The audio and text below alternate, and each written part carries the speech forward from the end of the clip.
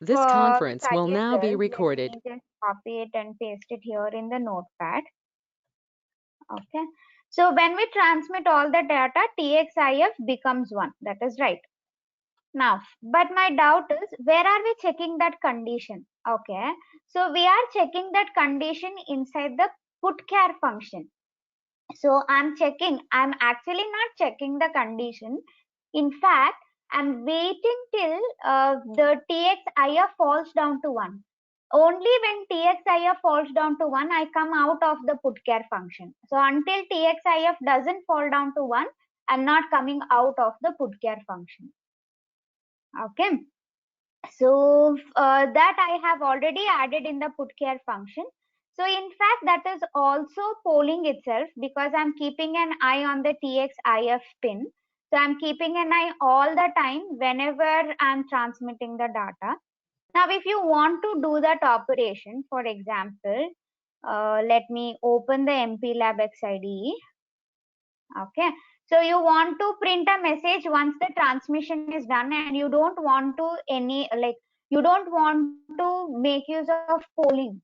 So you want to print the message whenever an interrupt occurs when you're done transmitting the data. Okay. So to transmit the data, we are calling the putchar function. But what I will do is I will not wait in the putchar function. Okay. So I'll not wait with the help of polling method. Instead, let me actually raise an interrupt for that. Okay, so I will make changes to the code and show you that.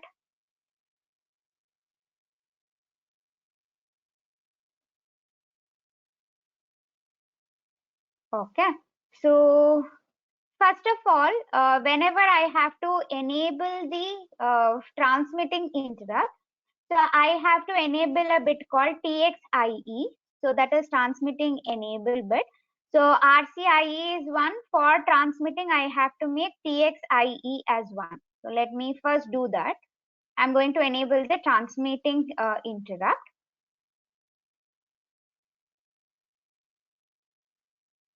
Okay. So yes, that is what happens is, 1 second, let me show you that also. So that is default. It may be default 1, but it is the task of ours whenever we are going to enable it. So I don't think it is default 1. Let me check. Okay, transmitting. The flag bit TXIF will be set regardless of the state of enable TXIE. So what it is saying is TXIF, the flag bit will be set to 1 whether you enable the TXIF or not. That is what it says. Okay. So it is not saying enable bit is always set. So TXIF can be set regardless of the state of TXIE. But when I want to raise an interrupt, I have to enable that particular interrupt. So making TXIE is equal to 1 is necessary. Okay, to raise an interrupt. But irrespective whether you raise the interrupt or not, TXIF will fall down to 1 for sure. But if you don't raise an interrupt, you have to monitor TXIF bit with the help of polling. Okay, so but here I'm not going to make use of polling concept. Okay, so I'm not going to make use of the polling concept. Now in the putchar function, I will not wait till TXIF falls down to 1. I'll remove this. So I'll remove this also. Okay, and instead of this, I will write it in my ISR function. Okay, so if, let's say, if TXIF is equal to 1, okay, so in that case, I have got the transmitting done. So to show the transmitting is done, I will call a putTS function. Okay, so or what will I do? I have to display something. Now to display something, I either have to use CLCD or I have to make use of the same output pin. Okay, so I will make use of the same output pin and I will say putchar. I think this ends up reaching to an infinite loop. Are you able to get this? It would have been better if I can print something on the CLCD. So I will give an idea, just something like this. Put char, let's say character A. Okay. So again, put char transmits character A. TXIF will come and print the message. Put char character A. So something like this. Are you able to get this? Syed. TXIF, I'll make it return with the value 1. And just for the sake, let me make sure this putchar function is called for only once. Okay. So I'll take a character variable called flag, a static character variable called flag, return with the value, let's say 1. Now inside this, if flag is equal to 1, because it leads to an infinite loop, I'm trying to do something like this. Flag is made back to 0.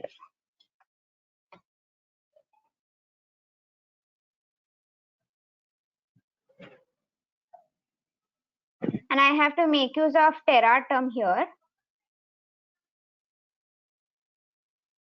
Oh, build got failed. Conflicting declarations for the variable putchar.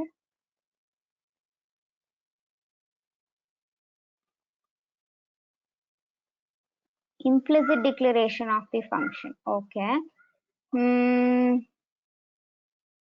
Putchar function. Okay. So I'll write the prototype.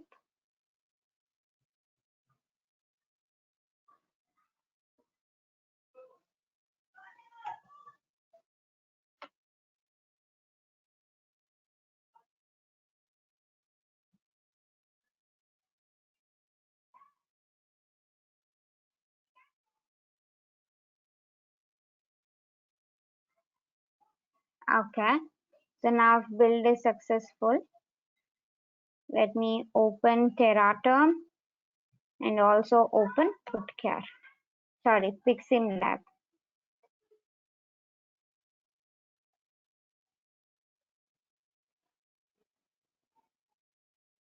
Okay.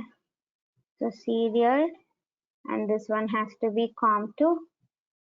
Okay. Then file, reload last. Okay.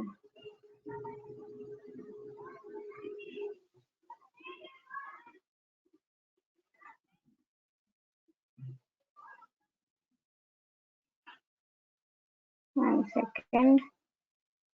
So first it has to give UART test code.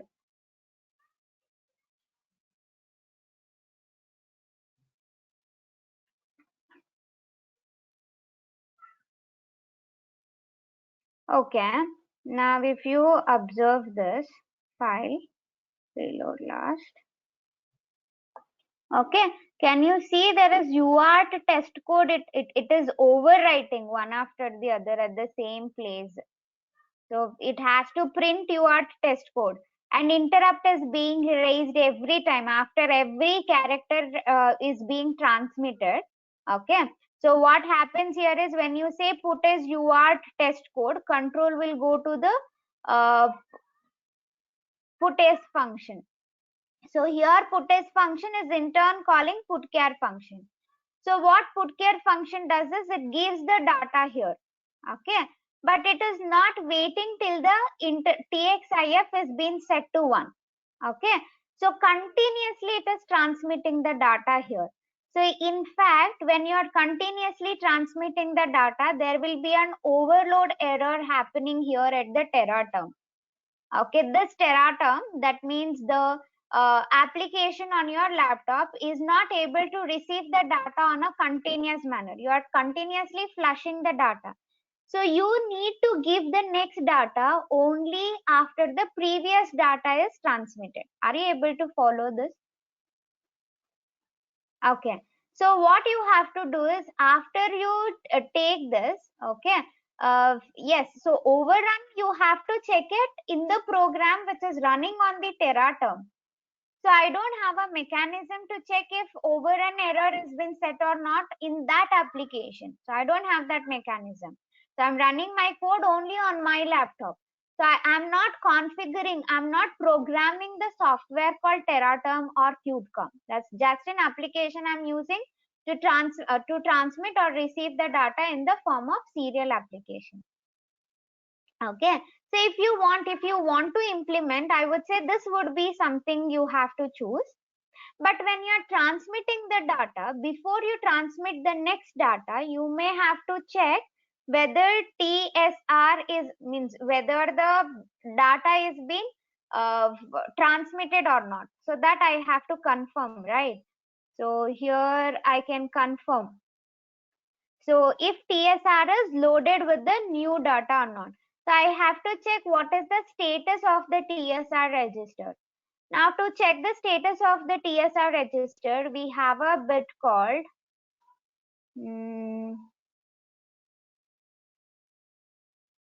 so under transmitting.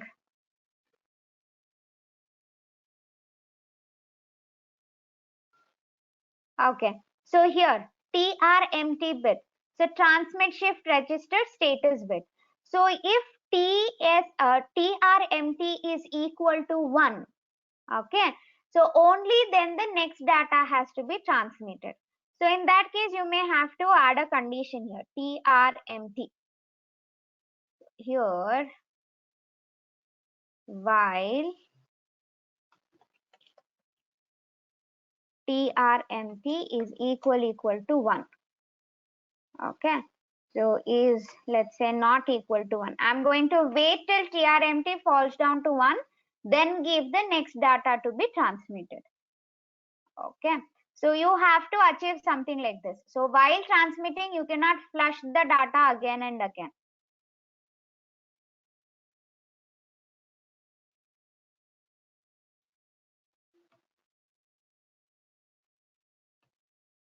Okay. Can you now see? UART test code. Then one time A is being printed. So interrupt occurs and control will go to the ISR here. So just for the confirmation that the interrupt has occurred, I wanted A to be printed. Okay, just for once, I wanted A to be printed. So actually, again you call the putchar function, one more time interrupt occurs, again you will come and execute this ISR. One more time you transmit character, it leads to an infinite loop. So I wanted to execute this for only once, so I made sure to take a variable called flag. But like this, you can still raise an interrupt when you are trying to transmit some data. Got it?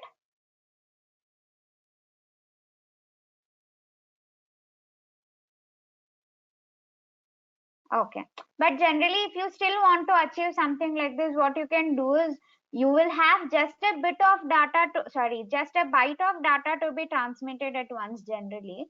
So what you can always do is you can actually wait till the TXIR falls down to 1 there only. So you need not configure it as a source of interrupt. So anyways, it is 1 byte of data you are transmitting at a time and you can wait because generally you don't have much of a data to be transmitted at once. So you can wait till TXIR falls down to 1 in the putchar function itself. But this is also possible. I hope your doubt is cleared, Syed. Okay, fine. All right. So let us continue today's session. So we had been discussing things with respect to the SPI protocol in the previous class. So SPI stands for Serial Peripheral Interface, which is a protocol from the Motorola company. So they have set certain rules to communicate between two chips of the same board.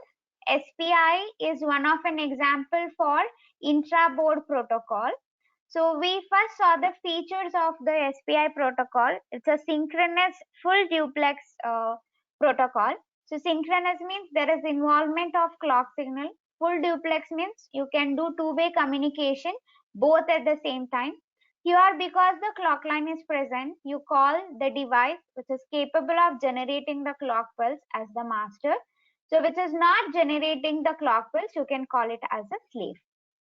Then coming to the interfacing lines, every device in the network, in case of SPI protocol, will definitely have 4 lines.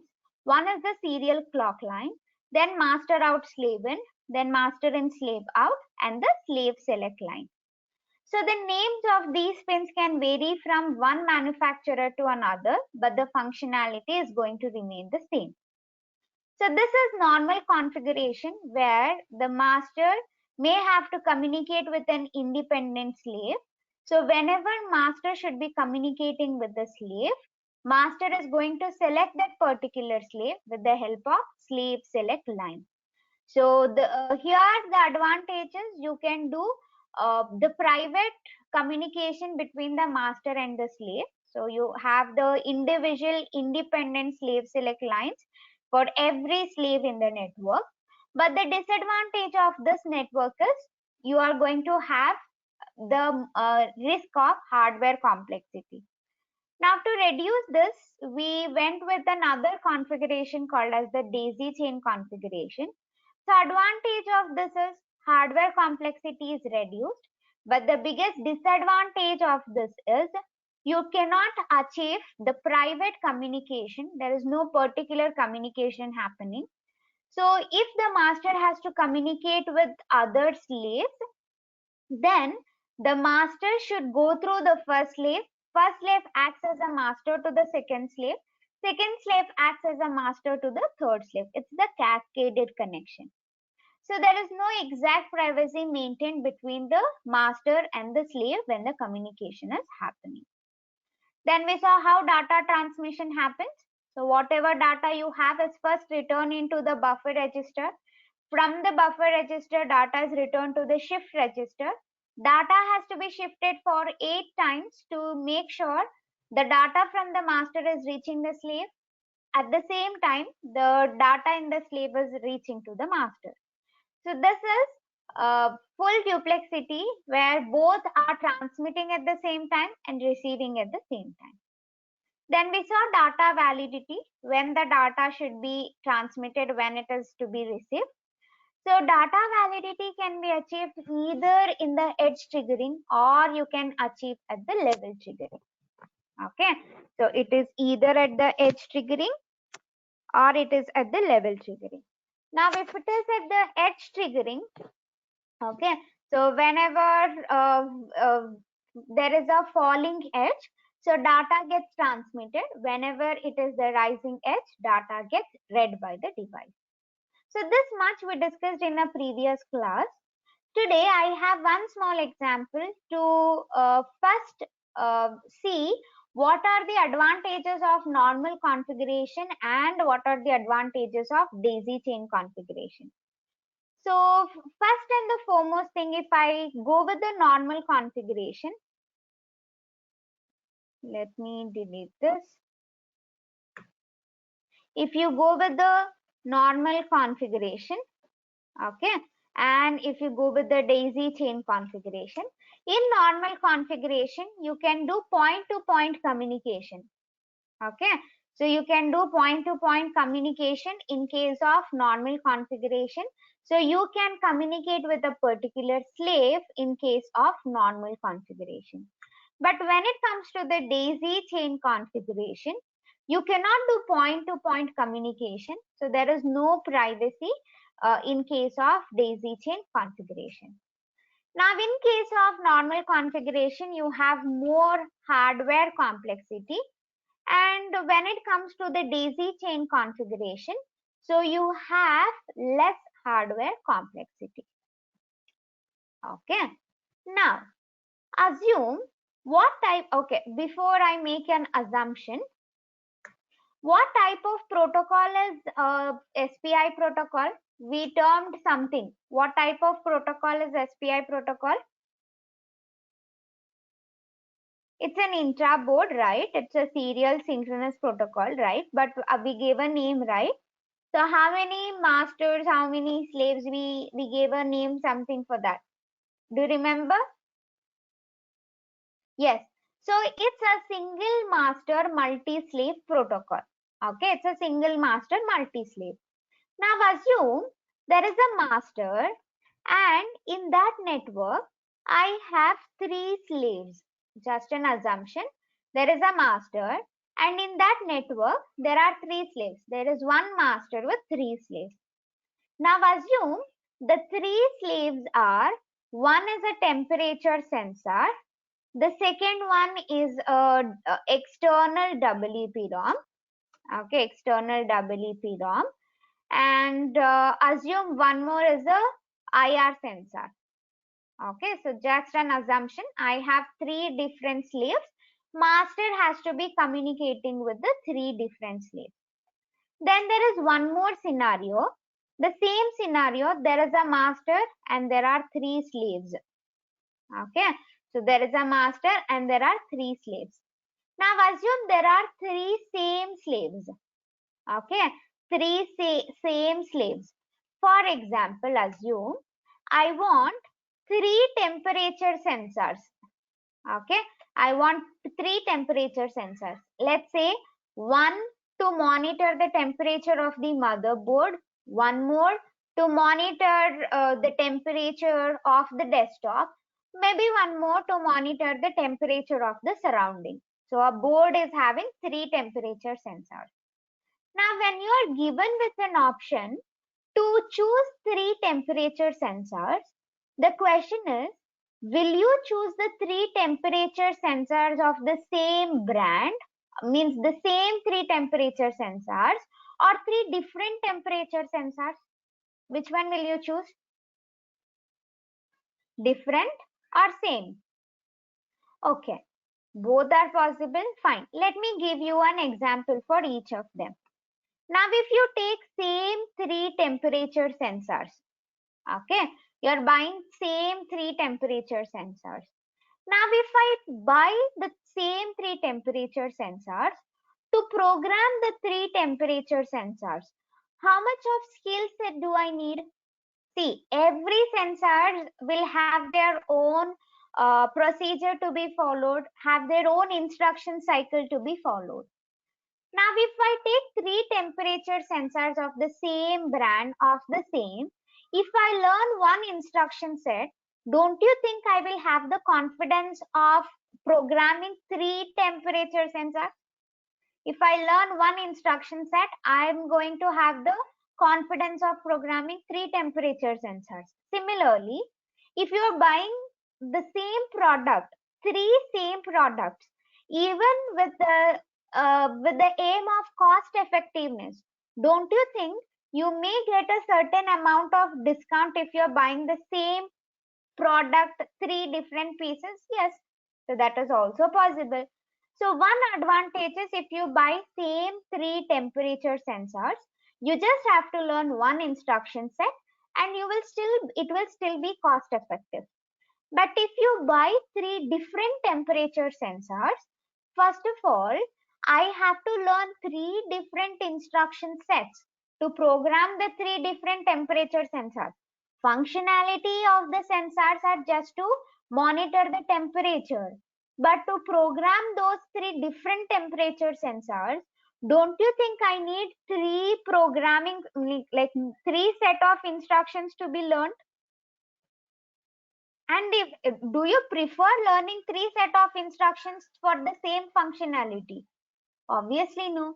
So when you are supposed to buy 3 temperature sensors, now tell me, will you buy the same sensors or 3 different sensors? Yes. So I am going to buy the same 3 temperature sensors. Now I have a question. Assume there is a master with 3 slaves. The 3 slaves are different. So that is scenario number 1. I have a master which has to communicate with 3 slaves, but the 3 slaves are same. That is scenario number 2. Now, between the two, when will you choose a normal configuration and when are you going to choose a daisy chain configuration?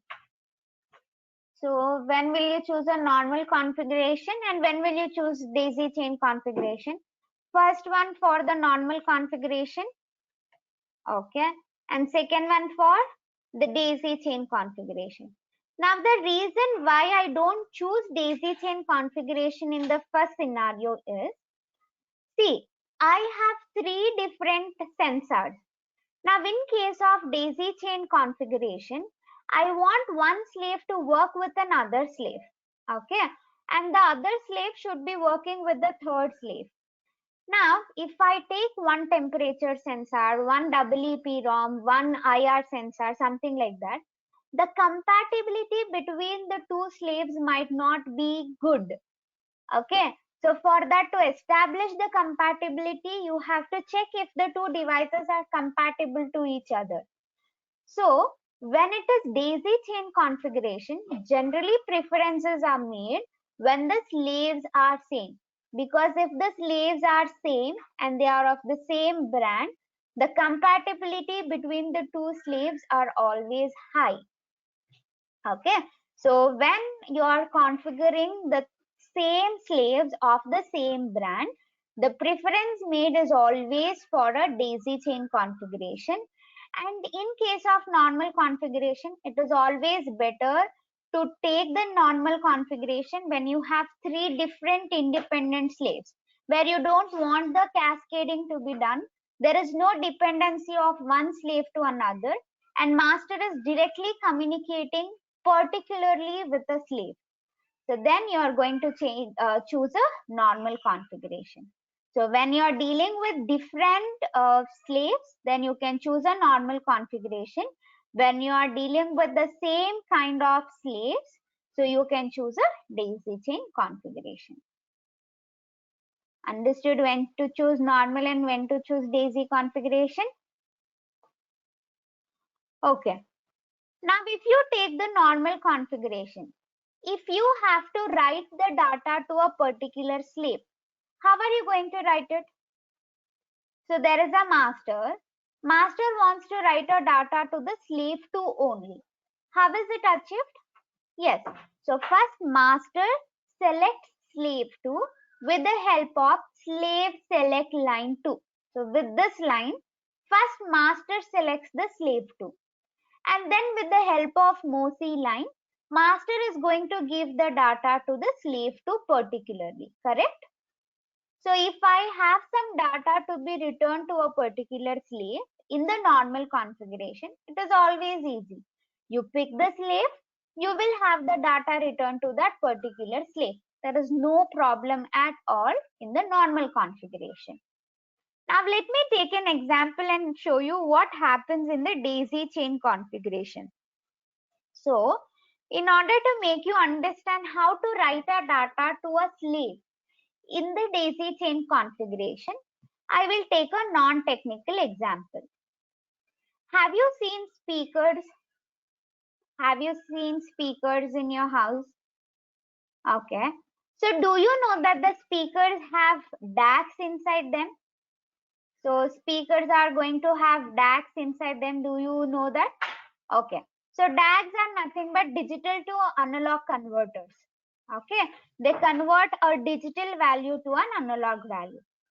Now assume I have a speaker which has three DACs. So this is DAC 1, this is DAC 2, and this one is DAC 3. So it's a speaker which is having three DACs of the same brand of the same features. Okay. Now assume all these three DACs are being programmed by a microcontroller. It's the PIC16F877E microcontroller. So these are the three DACs. So this is DAC 1, this is DAC 2, and this one is DAC 3. So I have three different DACs. So this is the microcontroller. Okay, the PIC16F877A microcontroller. So PIC16EF877A microcontroller, or it can be any given microcontroller. So okay, let me just write it as a microcontroller. Now I have the slaves of same brand of same features. How will I establish the connection? How will I establish the connection? Whether it's a normal configuration or a daisy chain configuration. Yes, so that is generally a daisy chain configuration. Now first from the master, there will be one line going to the slave 1. Okay. Then from slave 1, it is going to the slave 2.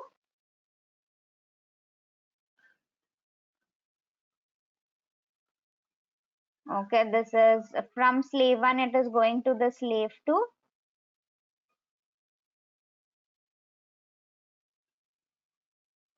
Then from slave 2, it is going to the slave 3.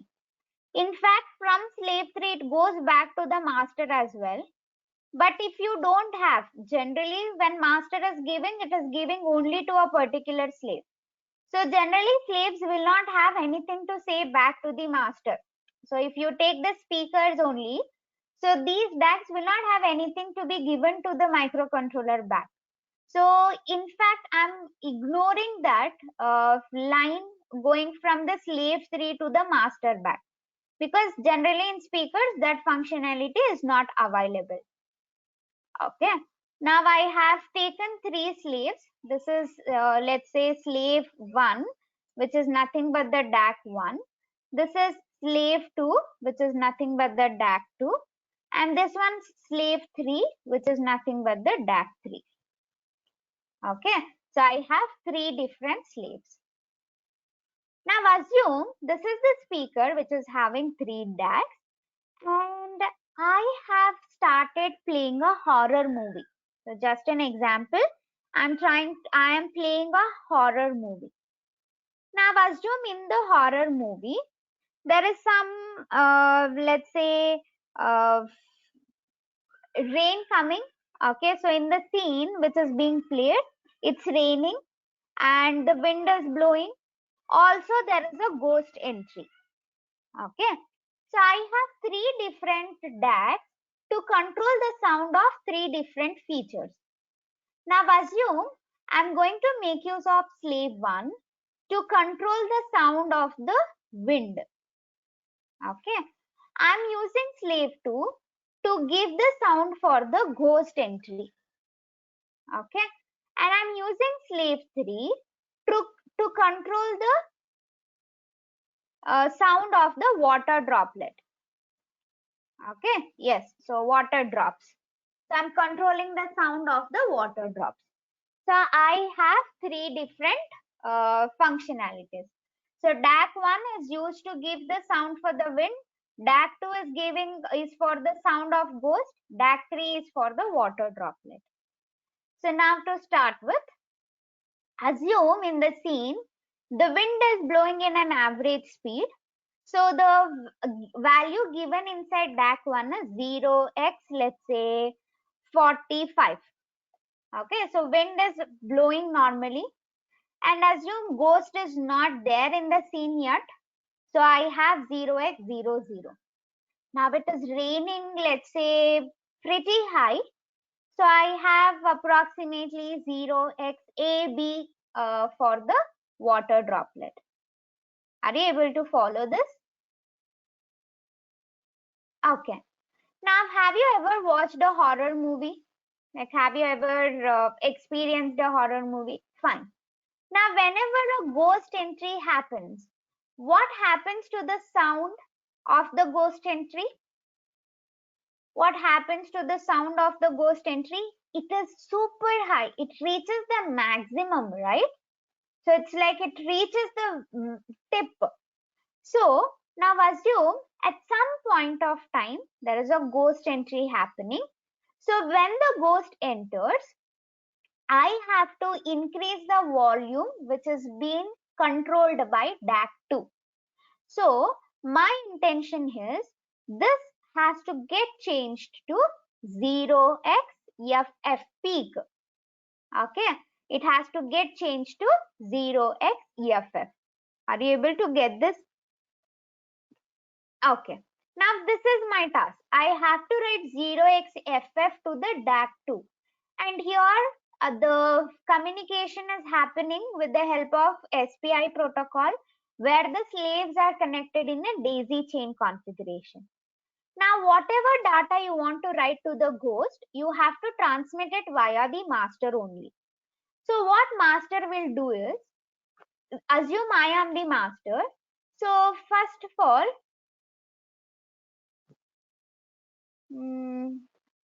okay, Divakar is asking, one more sound is added. How can 3 slaves manage? So if one more sound is to be controlled, then you may need one more DAC. Or at some point of time, for example, it will not rain throughout the movie. So in that case, the slave 3 can be used for some other functionality when water droplet need not be shown. So let's say motorbike sound has to be shown. So I can use the same slave 3. Okay, something like that. Now assume I want slave 2 to be returned with the value 0x50 FF. So whatever I have to write is through the microcontroller itself. Now can I write directly my data to the shift register? Whenever I have to give some data, will I write it to the shift register directly? No. So first I have to write my data to the buffer register. So assume I write my buffer register with the value 0xFF. Now from the buffer register, data gets returned to the shift register. From the shift register, data gets shifted from the microcontroller to the slave 1. So slave 1 has 0x45. So it receives 0xFF. Now data are being shifted. So whatever is in slave 1 comes to slave 2. So 0x45. And whatever is in slave 2 comes to slave 3. So 0x00. Correct? So data are being shifted. So it's a full duplex communication protocol. Whatever you write from the microcontroller to the whatever you write to the microcontroller will come to the slave 1. Whatever is in slave 1 comes to slave 2. Whatever is in slave 2 comes to slave 3. Now, did I end up writing the proper data as required? Did I end up writing the proper data as required? No. So I will write 0xFF one more time to the microcontroller. Now whatever is in the microcontroller comes to the slave 1. So 0xFF comes to slave 1. Whatever is in slave 1 comes to slave 2. So slave 1 had 0xFF, that comes to slave 2. Whatever is in slave 2 comes to slave 3. So 0x45. Okay, 0x45. Now, did I end up writing the required data to the required slave? Did I now end up writing required data to the required slave? Look at this. Yes, I did. So, my intention was to change slave 2 to 0xFF. Did I not write 0xFF to slave 2? Have I not returned 0xFF to slave 2?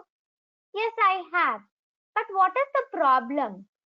Don't you think I have changed the values of other slaves also? Have I not increased or decreased the volume of other things? If you can see, wind is also has reached 0xFF. Water droplet has reached 0x45.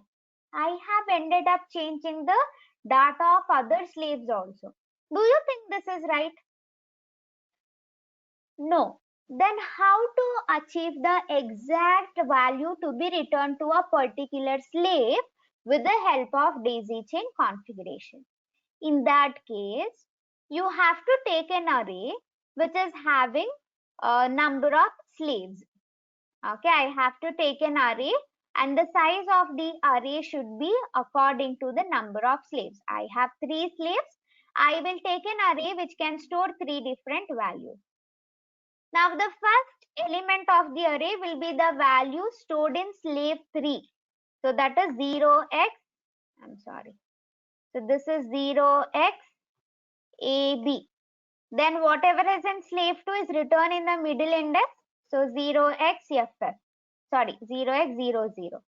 Now whatever is in the first slave is written in the last array index 0x45. Then what I will do is, I will change this 0x00, okay, whatever I have here, 0x00, I will change it with the new value I want to write. So the new value I want to write is 0xFF. Now I will start giving the data according to the array's element. First I write 0xAB to the microcontroller. 0xAB gets received by the slave 1. So 0xAB received by the slave 1. Whatever is in slave 1 comes to slave 2. So 0x45. Whatever is in slave 2 comes to slave 3. So 0x00. Okay. Then master gets returned with 0xFF. So whatever is in microcontroller comes to the slave 1. So 0xFF. Whatever is in slave 1 comes to slave 2. So that is 0xAB. So whatever is in slave 2 comes to slave 3. That is 0x45. Okay. Then I will write, oh, 0. Yeah. So then I'm going to have 0x45 written. So whatever is in slave 1 comes to slave, whatever is in microcontroller comes to slave 1. So 0x45. Whatever is in slave 1 comes to slave 2. So 0xFF. Whatever is in slave 2 comes to slave 3. So 0xAB. Now see, slave 1 had 0x45. It is now also having 0x45. Slave 2 had 0x00. I wanted it to get changed to 0xFF. So it has been changed to 0xFF. Slave 3 had 0xAB. So now also it has 0xAB itself. So this is how you manage to write a particular data to a particular slave. Did you get this?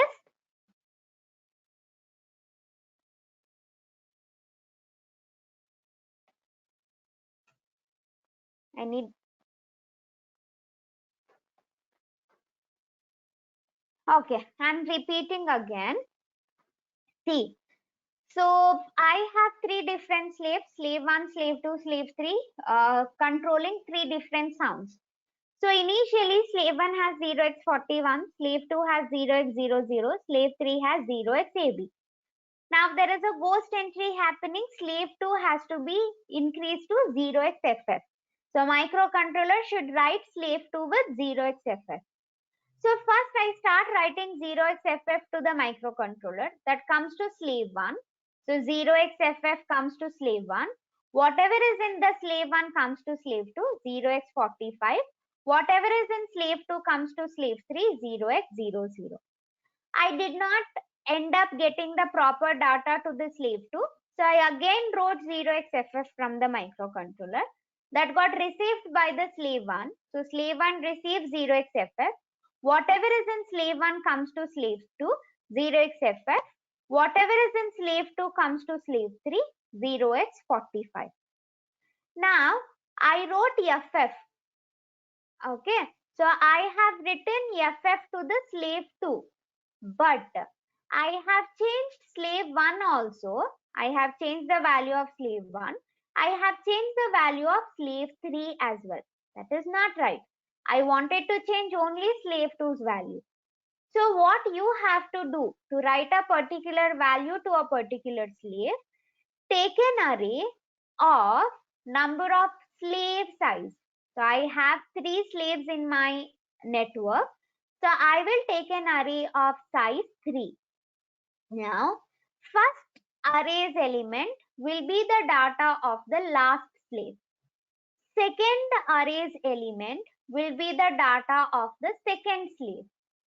Third array element will be the data of the first slave. You have to write the data in the reverse order of the slaves. Then whichever slave you want to have the data written, that has to be changed with the value. So I wanted 0xFF to be returned to the slave 2. So array's value will be changed. Now I start transmitting from the first array's element. So 0xAB gets transmitted. From the master, it comes to the slave 1. So whatever is in slave 1 comes to the slave 2. Whatever is in slave 2 comes to the slave 3. Then I write 0xFF. So 0xFF gets returned to the slave 1. Whatever is in slave 1 comes to slave 2. Whatever is in slave 2 goes to slave 3. Then I write 0x45 that comes to the slave 1. Whatever is in slave 1 comes to slave 2. Whatever is in slave 2 comes to slave 3. Now if you observe, slave 1 has 0x45 at the end. It had 0x45 in the beginning. Now it still has 0x45. Wind volume is not changed. Slave 2 has 0x, had 0x00. Now it has 0xFF. So the value has been changed. Slave 3 had 0xAB. Now also it has 0xAB itself. So like this, you end up writing the particular data to a particular slave with the concept of arrays in case of daisy chain configuration in the SPI protocol.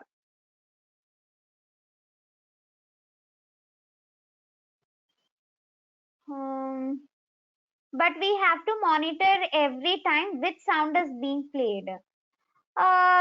See, that is not my focus. You don't have to like literally monitor. So Divakar, you are saying according to the question what you asked, right? So what if you want more sound to be implemented? So yes, in that case, you have to monitor. You have to take a flag and you have to monitor which sound is being controlled with which DAC at that point of time. Every time only one data is taken. Yes, it's the shift register. You can write only one byte of data at a time. Create array of reverse values of the slave and then write one by one to the slave is the logic. Yes, that is correct. Okay, this is how you write the data to a particular slave in the daisy chain configuration. Understood this? Okay. Now, this SPI is an interboard protocol. Intra-board protocol. Communication should happen between two chips of the same board. The PIC16F877A is the microcontroller available on the SPICSIM lab board. Actually, PIC16F877A supports the SPI communication protocol. But on our board, we don't have a peripheral, we don't have a chip which supports the SPI protocol. So we don't have a chip on this board which supports the SPI protocol. So that is why we don't have programming part in SPI protocol. Can we use plain shift register IC in this case? Serial in parallel out. See, whatever we are using here, every communication protocol is a serial communication protocol, serial in, serial out. So it takes the data serially, it gives out the data serially itself. So it's a serial and serial out communication protocol. So parallel out achieving with the SPI is not possible. So SPI is a protocol which has the rules already set. Okay, spare parts doesn't have any SPI supporting chip? No, no Saurabh. So none of the spare parts are available here for the SPI protocol. For UART, do we have any component? I mean CLCD. For UART, do we have any component? For UART, you have a built-in UART block on your board, on your microcontroller. UART is an interboard protocol where communication should happen between two chips of two different boards. So another chip, we took the motherboard of the laptop.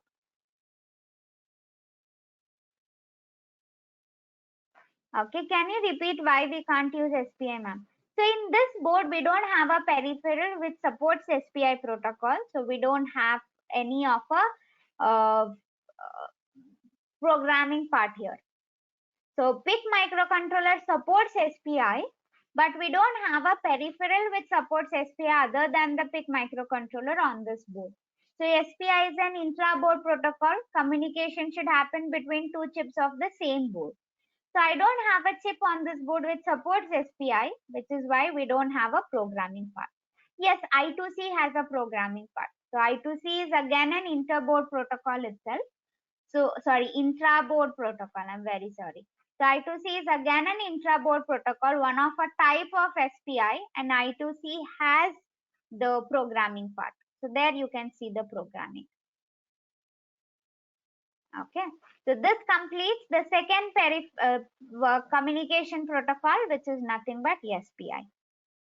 The next we have got to start is I2C. So we will start with I2C. You can take a break of 2 minutes.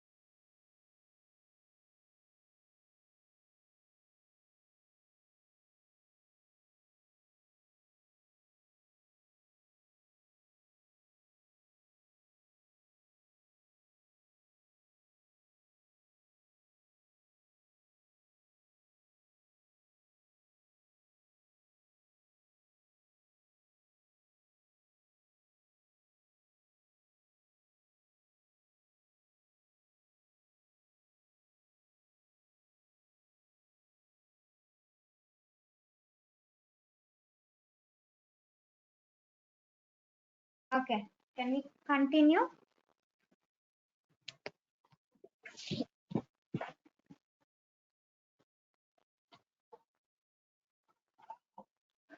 Guys, are you done? Can we continue? Okay. So moving to the next and the most important communication protocol is I2C, or some people call it as I2C. Some people call it as I2C. So all of them represents the same thing.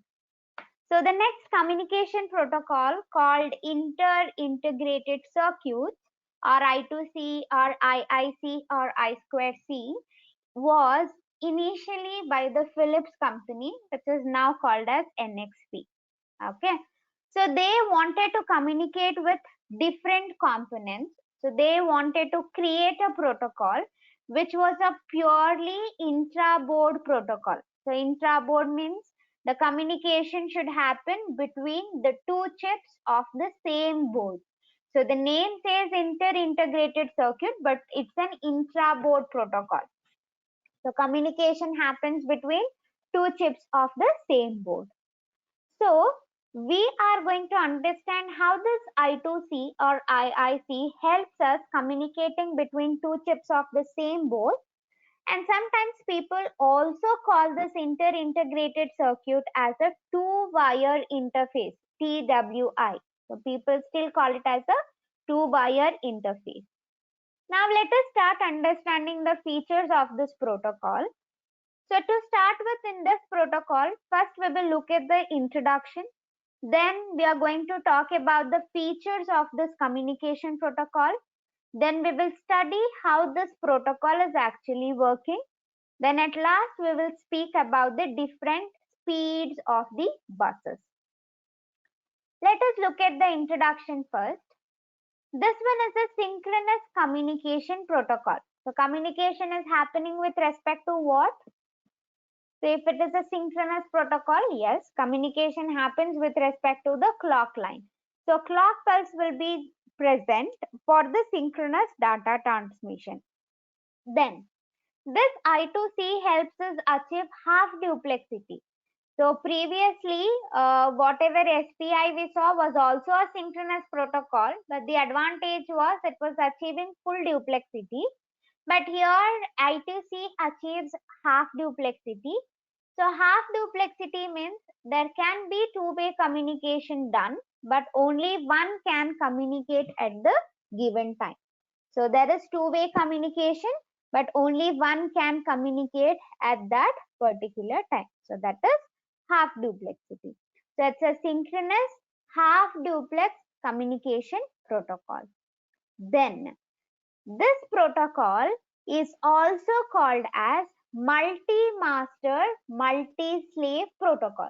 Now before that, in order to achieve half duplexity, how many data lines do you think we need? Only one data line. So one data line which acts as transmitter sometimes, which acts as receiver sometimes. So it's a bidirectional data line. Okay, so it acts as a transmitter when it is transmitting, it acts as a receiver when it is receiving.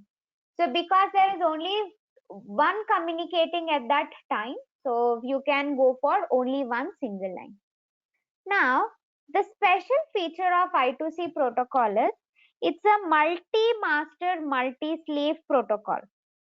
Now, what does a multi-master multi-slave represent is the network can have multiple masters, the network can have multiple slaves. Now, what type of protocol was SPI? What type of protocol was SPI? Yes, it was a single master multi-slave. So you could have single master with multiple slaves. In fact, SPI is 20 times faster than that of I2C protocol. Okay, so SPI is 20 times faster, 20 times more easily accessible. So SPI is 20 times faster, but people still prefer I2C communication protocol because of this feature of multi-master multi-slave. There can be multiple masters, multiple slaves in the same network. So because of this special feature of I2C, people prefer I2C over SPI even though SPI is 20 times faster than I2C. Okay, this is the special feature. So I2C is a multi-master, multi-slave protocol. Now I can address the device as master because it's a synchronous protocol. So whoever generates the clock pulse can be addressed as a master. Now coming to the lines. So if you look at the bus features, okay, it's two-line interface. Okay, two-line interfaces, one line for the clock, one line for the data. Okay, so it's two-line interface. The second feature is it's software addressable. Now what is software addressable? We will see it later. Next one is, the next feature is it's multi-master bus with collision detection. Okay. Now what happens is the network has multiple masters. Okay. So the network what you are dealing with here has multiple masters. Now due to the multi-master feature, there are possibilities that multiple masters start communicating at the same time. Okay, it is possible that multiple masters may start communicating at the same time. Now how many data lines are there in the network? How many data lines are there in the network? There is only one data line. Now if there is only one data line, how many devices can use that one data line at a time? How many devices can use that one data line at a time? Only one device can use that one data line at a time. So I mean, one is transmitting, the other one is receiving. Okay. So one can use like only one device can transmit the data at a time. Now, what if multiple masters start communicating at the same time? Assume there are two masters who want to communicate with two different slaves. Maybe two masters will start communicating at the same time. But because there is only one data line available, only one master can continue to communicate in that line. And that decision is made with the help of collision detection. So there is a mechanism which can identify when two masters start communicating at the same time. And there is a mechanism to judge which master is going to win the bus for the communication to continue. So that is possible in case of I2C communication protocol. So it's a multi-master communication protocol with collision detection. Okay. Next one, as we already know, every communication protocol we have been learning are serial communication protocols. So this I2C is also an example for serial communication protocol. Then it's 8-bit oriented, means there can be 8 bits of data transmitted one after the other. And 8-bit oriented also means the devices in the network generally will be of 8 bits. The microcontrollers will be of 8 bits, and the slaves, whatever you take, will also be generally of 8 bits only. Okay, so it is 8 bits, but sometimes slaves can be 16 bits also, that is still possible. But very usually, the bitness of the devices in the network will be 8 bits itself. Now, the bus is a bidirectional bus. So, as you already know, the data bus is bidirectional because you have to achieve half duplexity. So, the bus is a bidirectional line with 4 different modes. So there are 4 different modes. So two-line interfacing, one for the clock, one more for the data. The devices are software addressable. Then the bus has multi-master with collision detection option. It's a serial communication protocol with 8 bits of orientation made, and the lines are bidirectional. The data line is bidirectional with 4 different modes. And apart from that, the people are so familiarly using this I2C protocol. Okay, so people these days very commonly use I2C communication protocol. Now, because of the extensive use of I2C communication protocol by the users, these days the communication protocol comes with an on-chip filtering. Now, what do you mean by on-chip filtering is? It is something you use to reduce the noise across the line when the transmission is happening. It is used to reduce the noise. So, these days, because of the extensive usage of the I2C communication protocol, there is also an on-chip filtering being added to the data line. So, these are the bus features involved in the bus of I2C communication protocol. Is this clear? Software addressable, I have not explained it yet. So, I will explain it in the next example. Can you repeat how it works for multi-master with one data line? So we will discuss. So how that works, everything. I'm just, as of now, making you understand the features of the bus only. It is possible that multiple masters may start communicating at the same time. Now, how collision detection happens, we will discuss with a separate point. Okay. Does ARM microcontroller support SPI? I'm not very sure. You can check with the data sheet of the ARM microcontroller. So there might be some ARM, some uh, devices, some variations of ARM microcontroller which support, some may not support. So it completely depends. You have to refer the data sheet for that.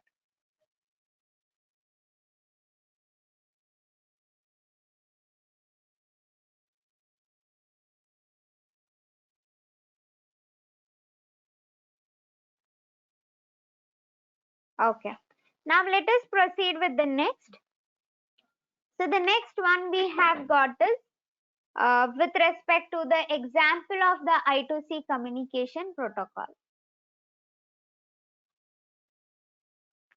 So the next one, as discussed, so here is a network which is being used for the I2C communication protocol.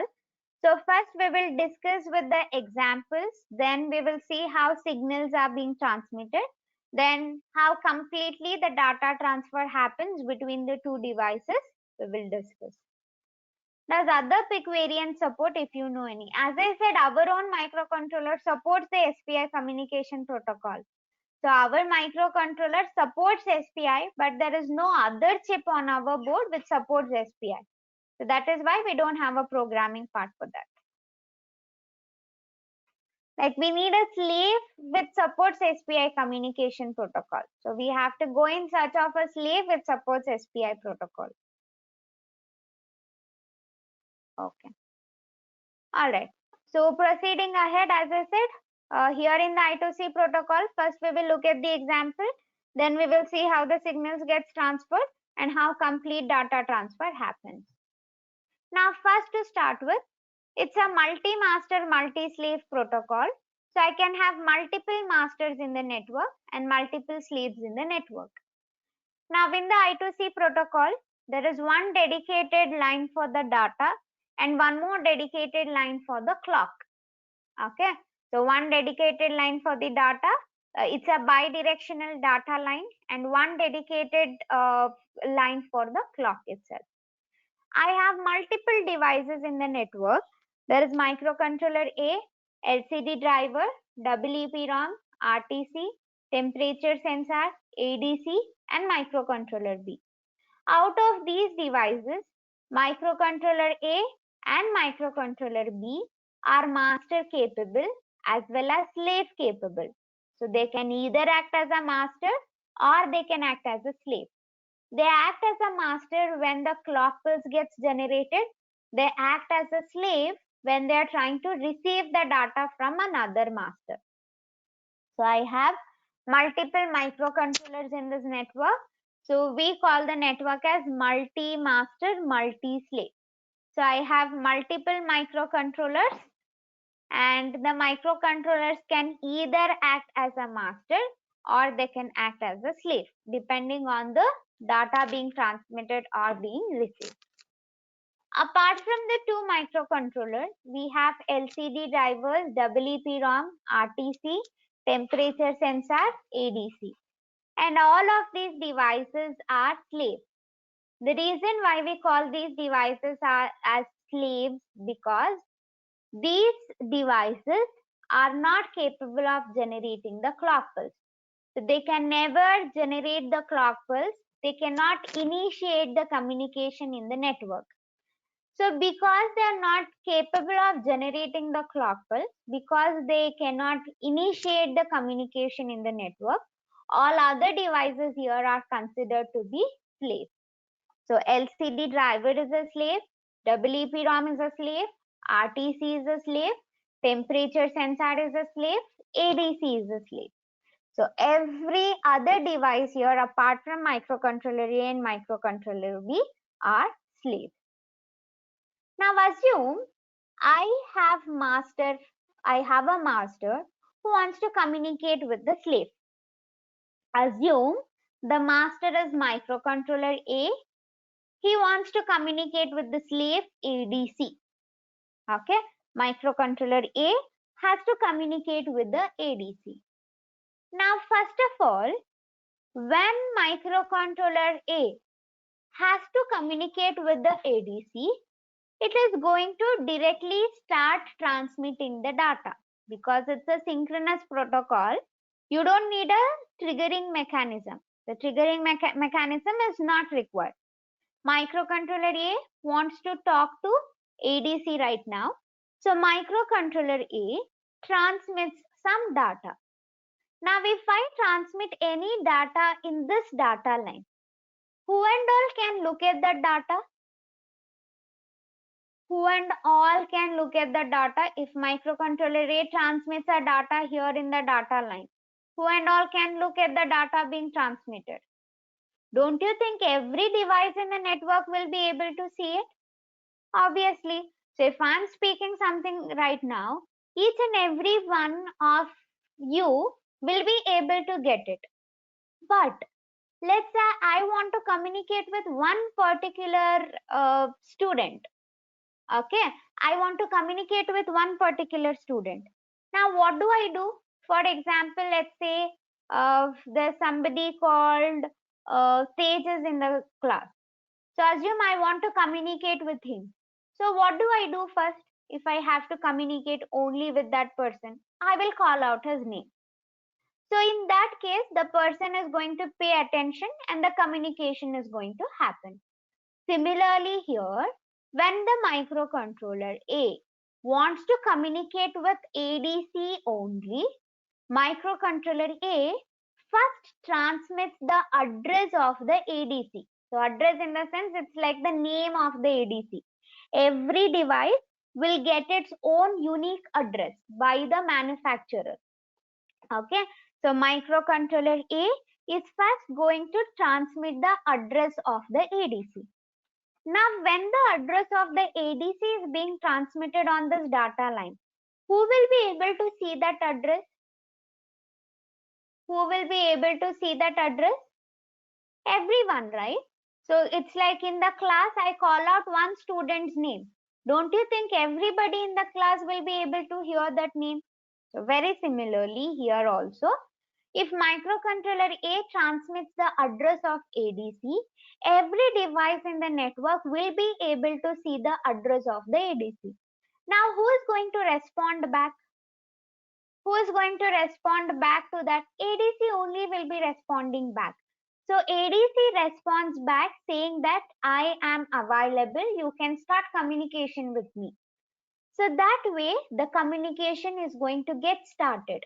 Microcontroller A first transmits the unique address of the device in the network. So whichever device gets matched with that unique address is going to respond back telling that the device is available for the communication. So after that, the master and the slave starts communicating with each other until the master wants to communicate. Okay, so that is how the communication between the two devices happens in case of I2C protocol.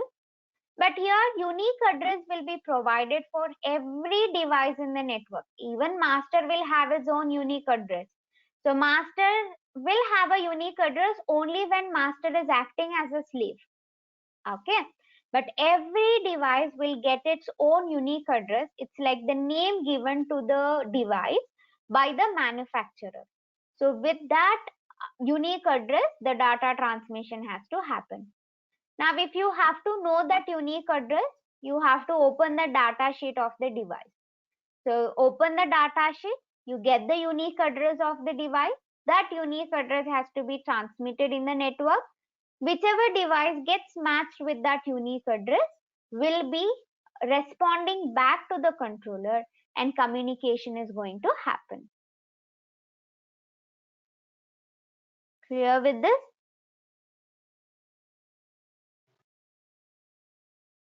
Okay. So this is how the communication between two devices happens in the I2C communication protocol.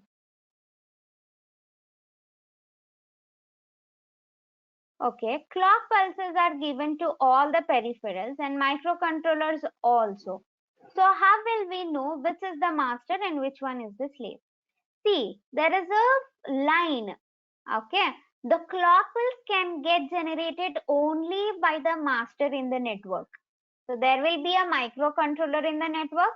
Only the microcontroller will be able to generate the clock pulse. So you have to, like, if it is clock pulse, it's something like this. You are in a class. There is a teacher. There are students.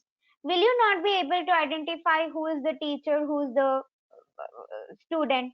So it's like it will be a dominating position. So the microcontroller will be a dominator. It's always the master who can initiate the communication. So you don't have to identify who is the master in the class. So because it's the master who starts the communication. So whoever is the master will start the communication. Slaves will not be able to start the communication. They will not be able to initiate the communication. Okay. Now, the next thing is, so we looked into the examples. We then have to go with the signals.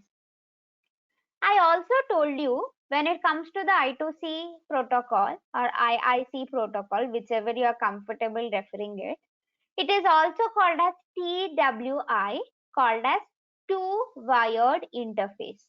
Okay, so it's two-wired interface. Now, two-wired interface because you will have two lines in the communication protocol, one for the sake of data transmission, the other one for the sake of clock signal. So SDA and SCL are the names of the lines. So SDA stands for serial data, SCL stands for serial clock. So SDA stands for serial data and SCL stands for serial clock. Okay. Now, I have two lines. One is the clock line, the other one is the data line. So we have two wired interface happening in the I2C communication protocol. Now there is one data line which is used both by the transmitter and the receiver. So transmitter transmits the data, receiver receives the same data from the same data line. Similarly, there is only one clock line. The microcontroller is going to generate the clock pulse and get it transmitted on the clock line. Okay. Now, let us understand how these data lines and clock lines are helping us establish the communication between the two devices. Both the two lines in the network, the SDA and SCL line, works with the concept of something called as wired AND. So we have a concept of wired AND. Now let us understand what is wired AND with respect to an example of a data line. Okay, so I have a data line here.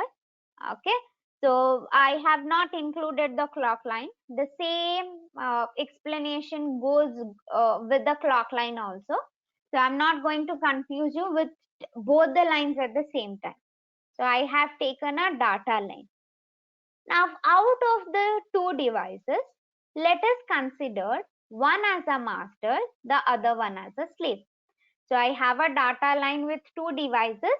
One is considered to be the master, the other one is considered to be a slave. And assume the two devices here are the engines. Okay, so they are like the parts of the engines. Now both the devices have a data out and both the devices have an individual data in pin. What is it you see at the data out here? What are you seeing here at the data out?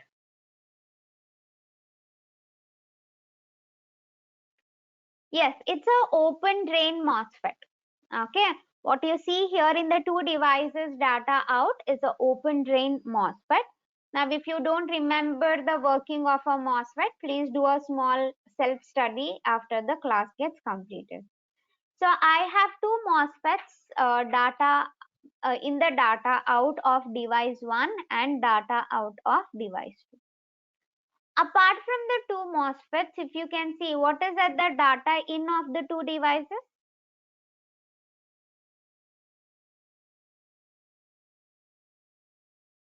What is at the data in of two devices? Yes, it's a buffer. So data in of the two devices, what we see is a buffer. Now by using the data in, I'm going to read the data from the SDA line, and with the help of data out, I'm going to transmit the data to the SDA line. Okay, I transmit the data to the SDA line with the help of data out. I read the data from the data in from the SDA line with the help of data in line. Now, can you tell me what is the value you are reading initially at data in of device 1 and device 2? What data are you going to read at the data in of device 1 and device 2 initially?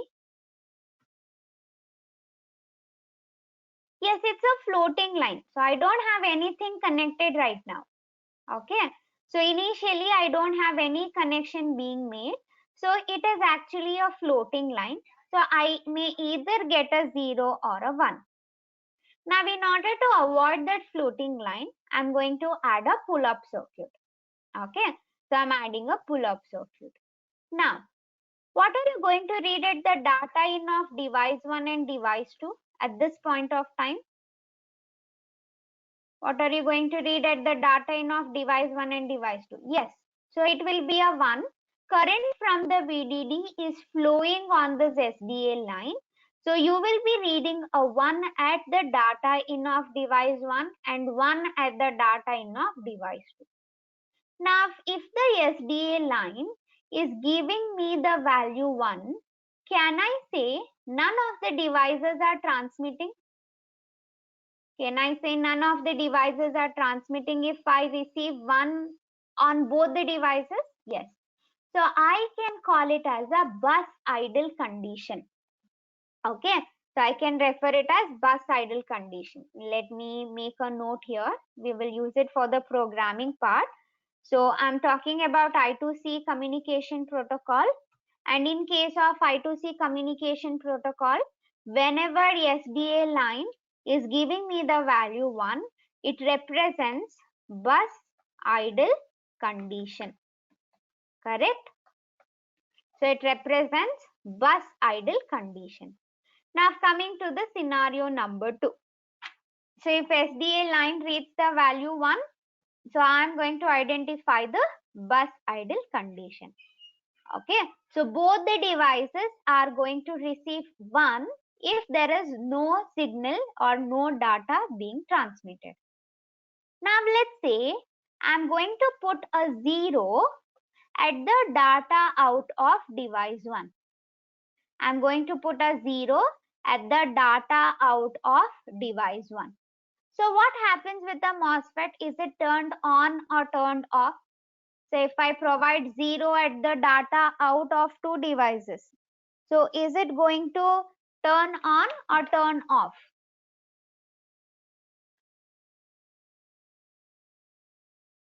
Okay. So now if we provide a 0 to an open drain circuit, it is always getting turned off. Okay. 0 at the open drain circuit will always be turning it off. Okay. Now assume after some point of time, I will provide 1 to the data out of device 1. Okay. So I provide 1 to the data out of device 1. Device 2's data out is still a 0 itself. Now what happens with the MOSFET of device 1? Is it turned on or turned off? It is turned on. And current from VDD is flowing to the ground via the MOSFET. Now what are you going to read at the data in of device 1? That reads a 0. What about device 2? What is device 2 reading at the data in? The line is pulled to ground. Okay. So it is going to ground. Don't you think device 2 also ends up reading a 0 here? So even though the data out of device 2 is off, your device 2 will still be reading a 0 itself. That is because if one of the device is using the data line in the network, it represents 0 in all other devices. It is like a AND. One AND with 0 is a 0. So both of the devices in the network are going to read a 0 itself. So that is something called as wired AND. Half of the part when SDA line was reading 1. So that we achieved with the help of wiring concept. Okay. Half of the part when SDA was reading 1, that was because SDA was connected to VDD and none of the devices in the network were active. So SDA having the value 1 represented the bus idle condition. So that part we achieved with the help of wiring concept. Now in the second part, even if one of the device in the network is turned on, all other devices in the network will be reading a value 0. The other half we are trying to achieve with the help of AND logic. So that is why the SDA line always works with a wired AND concept. It is acting as a AND.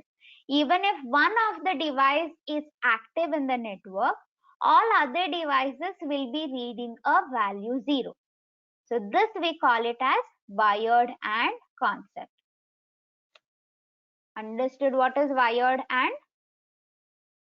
And the same is going to happen in the clock line also. Okay. So if let's say I have two masters are trying to generate the clock pulse. If one is already having a clock pulse generated, the other one will be able to identify that one of the devices already generating the clock pulse.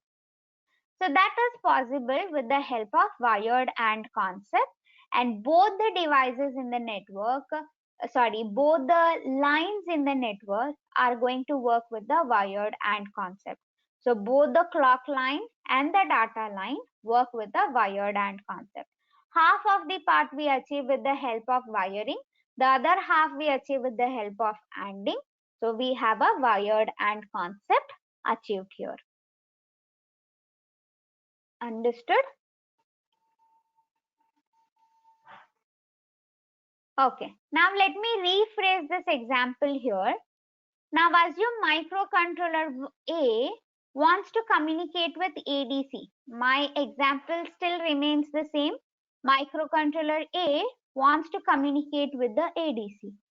Now when microcontroller wants to communicate with the ADC, what is the very first step microcontroller does? What is the very first step microcontroller does? Will it directly send the address of the ADC? Now even before that, it's a multi-master, multi-slave protocol. It first has to check if the data line is being free, isn't it? Because if the data line is already being occupied, if some other communication is already happening, will the microcontroller A be able to transmit the address of ADC? No, right?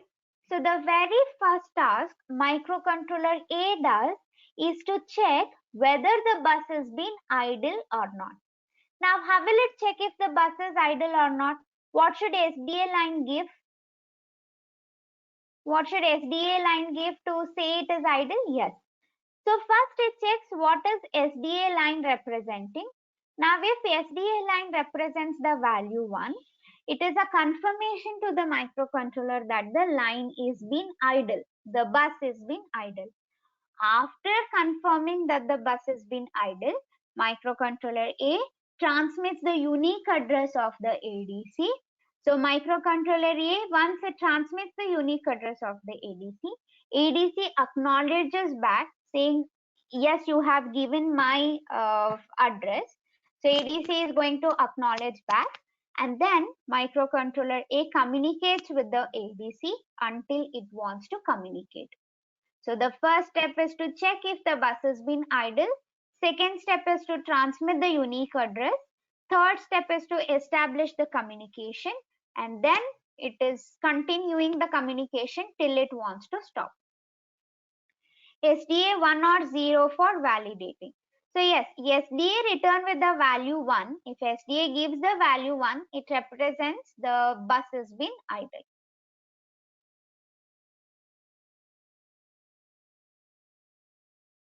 Okay. Next. The next we have is the data validity. Okay. So we have the data validity. Now when is the data being written or when is the data being read? So SPI was also a synchronous communication protocol. So communication was happening with respect to the clock pulse. But which triggering mechanism did SPI use? Which triggering mechanism did SPI use? Come on. Which triggering mechanism? Yes, it was H triggered. Okay. So SPI communication protocol started transmitting the data or receiving the data depending on the rising edge or the falling edge of the clock pulse. But I2C is a level triggered communication protocol.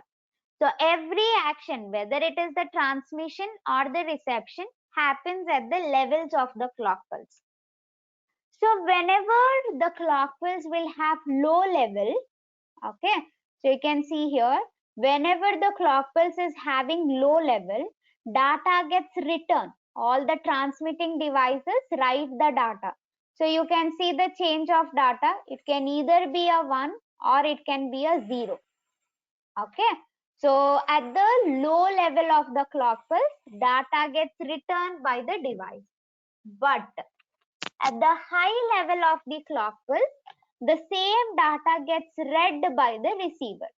So if 1 is transmitted, 1 will be received, 1 will be read. If 0 is transmitted, 0 will be read. So that is why you can see there is no change in the data. So 0 transmitted, 0 is read, 1 transmitted, 1 is read. So you can see at the low level of the clock pulse, data is written, and at the high level of the clock pulse, data is read. Can you observe it? Okay. So let me make a note of that as well. So here at the low level, okay. So low level of clock, okay. So data is written, okay. So written or transmitted. And similarly, at the high level of the clock pulse, okay. So data is read or received. Okay. But if you observe here, at the high level, there is a change of data also. Can you see? At the high level here, there is a signal falling from high level to low level. At the high level here, there is a signal falling from low level to high level. Can you observe that? But I said, in the high level, data should always be read.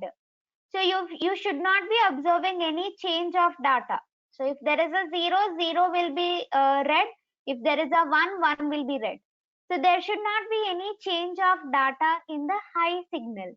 But if you see at the beginning, when the clock pulse is high, there is a change of data. Again at the end, when the clock pulse is high, there is a change of data. Now, if the clock pulse is high and you still see a change of data, then it represents a special condition. Okay, so if the clock pulse is high and there is change of data, it represents a special condition. Now, what is that special condition is? If the clock pulse is high, okay, if the clock pulse is high and signal, I would say data line falling from high level to low level. Okay, high level to low level. We call it as start condition. You can observe here. So clock line is high, data is falling from high level to low level. So we call it as start condition. Similarly, when clock line is high and data rises from low level to high level. So data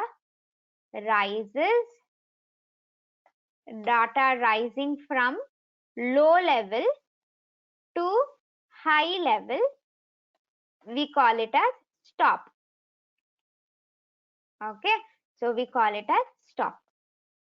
So if the clock line is high and there is a change of data, there's a transition of data seen, it represents a special condition. So if the clock line is high and the data line is falling from high level to low level, it is called as start condition. If the clock line is high and data line is rising from low level to high level, we call it as stop condition. Now, first of all, when are we going to make use of a start bit? When do we need a start bit? Come on, when do we need a start bit? So generally we make use of a start bit as a triggering mechanism, right? Before we transmit the data. Yes, that is required as a triggering mechanism in the asynchronous mode. But here we have a synchronous protocol.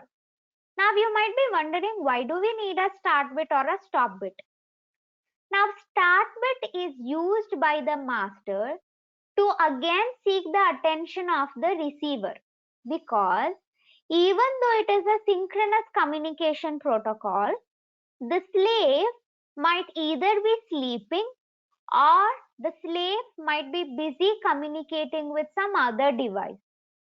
Now, if the microcontroller, being the master, is not confirming whether the slave is available for the transmission, then if the slave is not available for the transmission, whatever microcontroller is transmitting is a waste.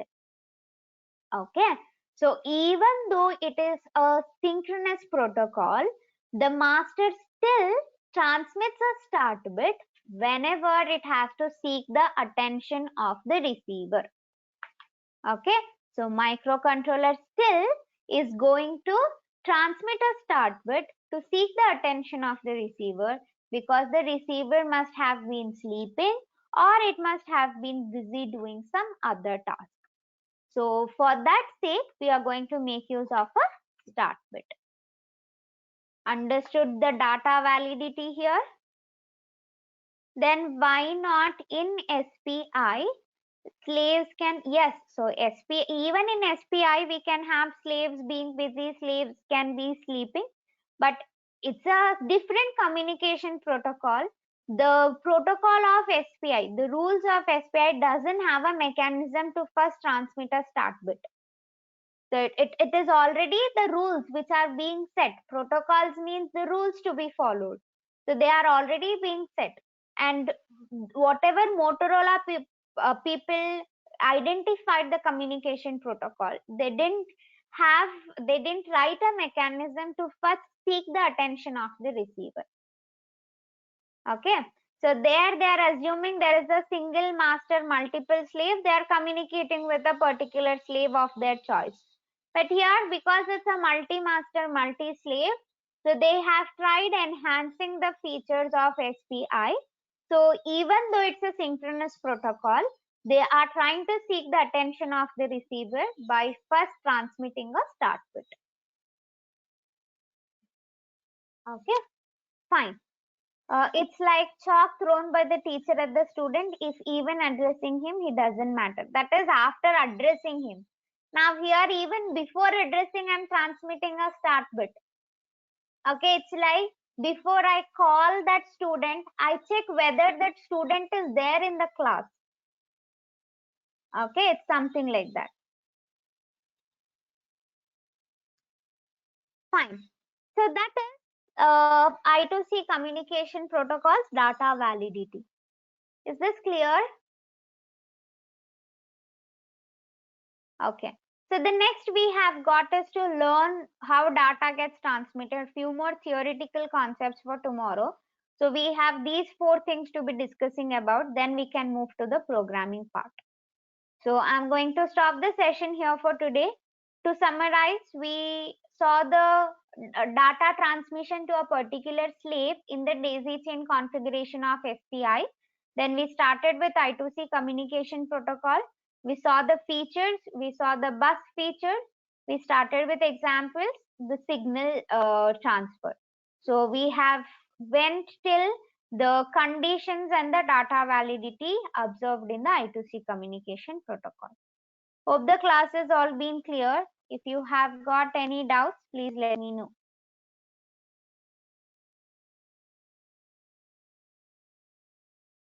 Please wait, have your attendance marked before quitting the session.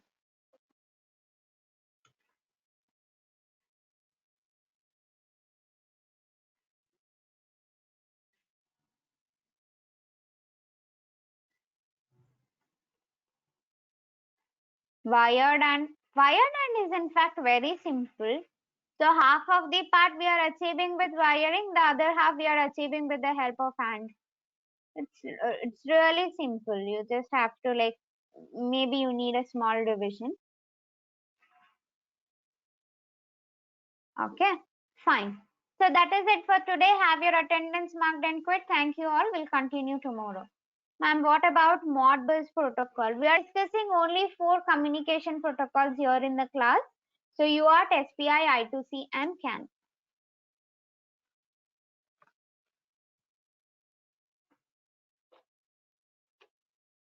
Okay, fine. Thank you all. We'll continue.